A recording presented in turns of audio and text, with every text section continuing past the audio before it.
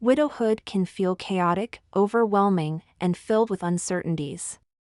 It can feel impossible to know who you are right now, how you're supposed to act or feel, or why you're here.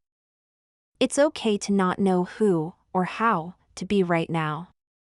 Everything in your world has been turned upside down. You've had a radical change in your life, the magnitude of which can't possibly be understood by someone who hasn't experienced it themselves. Your sense of self-identity has been shaken to the core. You may feel as though you are just barely hanging on and getting by one day at a time, or even 1 minute at a time. Though the people around you may love you and have the very best of intentions, any expectations or judgments they have about your grieving process can end up creating additional pain for you, which is the last thing you need. This is a time to put yourself first. It's okay to set boundaries to protect your emotional, mental, and physical well-being as you navigate this new reality. It's okay to show your true self in grief. What you're not here for. Apologizing for your grief. Don't apologize for your grief. Your grief and loss are real and valid. You've lost your spouse or partner, your best friend, the person you shared your hopes and dreams with. Your entire world has been turned upside down. You don't owe anyone an apology for grieving this monumental loss. Feeling obligated to explain your grief process. You don't have to explain your grief process to anyone, though you can, if you choose to.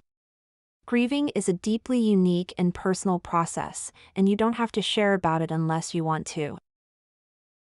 Feeling obligated to give an update about yourself every time someone asks. You're never required to give an update about your emotional, mental, or physical state unless you want to, even with people you love. Sometimes it might feel good to talk about how you're doing. Other times, talking about yourself may be the last thing you feel like doing. It's your decision, and whatever you choose is okay. Being responsible for someone else's grief or emotions. You are never responsible for someone else's grief or emotions, even if you are sharing the loss of the same person. Responding kindly to insensitive comments about your grief.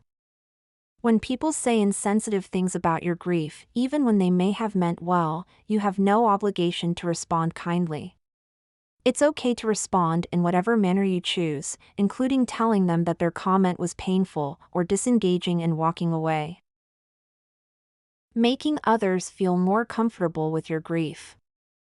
It's not your job or responsibility to make sure others are comfortable with your grief.